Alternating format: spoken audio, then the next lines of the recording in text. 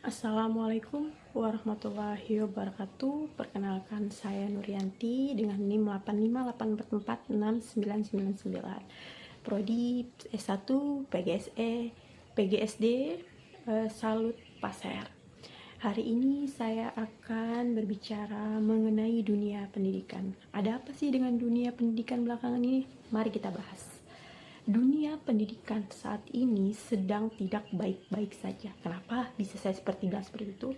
Maraknya kasus antara guru dengan orang tua, guru dengan siswa, bahkan sebaliknya.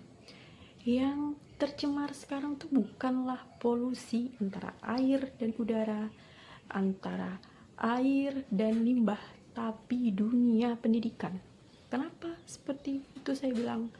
Karena banyaknya masalah-masalah di dunia pendidikan saat ini. Kenapa zaman dulu dunia pendidikan meskipun kejam, tapi tidak seperti ini? Karena pola asuh orang tua sama dengan pola asuh guru. Guru adalah orang tua kedua setelah orang tua di rumah. Mengapa dikatakan sekolah adalah rumah kedua? Tapi kenapa saat ini guru sangat berbentrokan seperti itu? Karena pola asuh anak yang salah di mata guru. Kenapa seperti itu? Ya, contoh kecil, seorang guru mencubit siswa, orang tua tidak terima. Kenapa tidak terima? Padahal anak tersebut nakal, tidak mengerjakan PR. Dan langsung mendapat laporan bahwa anak ini dicubit guru, dan orang tua melapor ke dinas atau kepolisian. Yang disalahkan siapa? Jelas guru. Tetapi kita kembali ke pola pikir masa lalu. Contoh zaman dulu, kita kelahiran tahun 90, 95 atau 90 ke bawah sampai dengan 2000. Saat guru menghukum siswanya, mahasiswa dan siswinya karena terlambat atau tidak mengerjakan PR, sampai dengan dicubit, dipukul, apakah orang tua marah? Tidak. Karena apa? Jangankan orang tua marah, kita berbicara dengan orang tua bahwa kita dipukul pun si murid ini takut. Karena apa? Karena orang tua zaman dulu ingin mengajarkan anaknya itu untuk lebih disiplin. Tidak dengan zaman sekarang. Sekarang zamannya serba laporan, serba viral. Untuk apa? Ya, supaya anak tadi terlindungi. Tapi kita berbicara bagaimana nih solusinya. Seharusnya dunia pendidikan itu harus memandang atau mencerna mana yang memang kasus tersebut itu sudah tidak bisa diadili lagi. Contoh, kasus kekerasan pada murid. Si guru tiba-tiba menendang murid sampai misalkan babak belur. Kita kan harus tahu nih, kenapa si murid tersebut bisa menendang si guru. Kita sebagai orang tua harus mencerna baik-baik, harus memikirkan, harus mengetahui dari dua belah pihak. Pernah tidak seorang guru melaporkan siswanya karena si siswa memukul guru? Tidak pernah. Tapi kenapa si murid melaporkan gurunya karena dicubit oleh gurunya? Nah, dari itu kita harus berpikir kritis.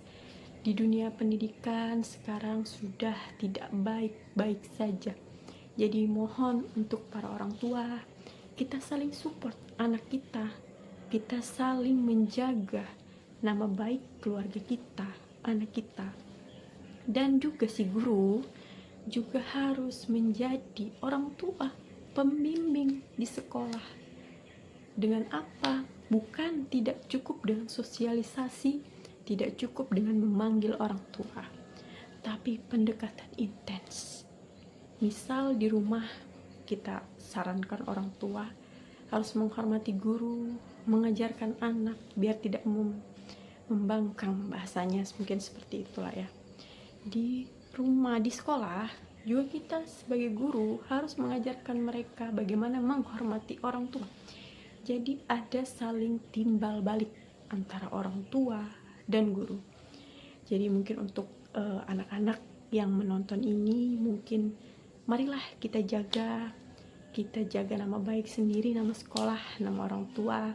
Karena suatu saat kalau kalian punya anak, kalian menjadi guru, kalian akan tahu, oh saya dulu diperlakukan seperti itu oleh guru saya. Oh mungkin alasan guru saya seperti itu kepada saya mungkin ini. Kita harus berpikir, berpikir bagaimana caranya kita menjadi yang berguna. Seperti itu. Anak di atas 10 tahun itu bukan dikatakan anak-anak lagi. Sudah akil balik, yang artinya punya pikiran, punya otak untuk berpikir, punya pengungkapan, punya perilaku yang dimana di usia tersebut memang lagi peremajaan, menanjak. Kasus yang sering saya temukan di beberapa tempat, terutama di sekolah, si guru menegur siswanya karena dia merokok. Datanglah ditegur dan datanglah orang tua dipanggil ke sekolah, tapi kenyataannya orang tua itu membela anaknya dengan alasan bukan si anak saja tapi temannya, dan anak itu hanya ikut-ikutan. Apakah benar pembelaan seperti itu? Menurut saya salah.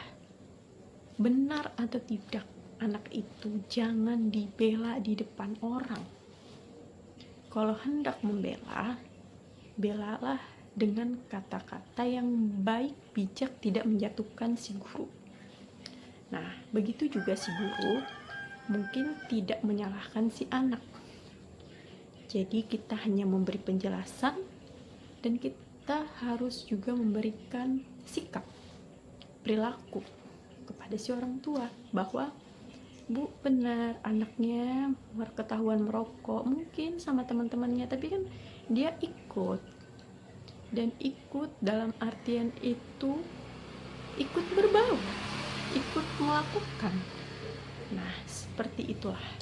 Jadi mungkin untuk para orang tua, kita belajar bersama-sama untuk membimbing anak-anak kita, membimbing penerus kita.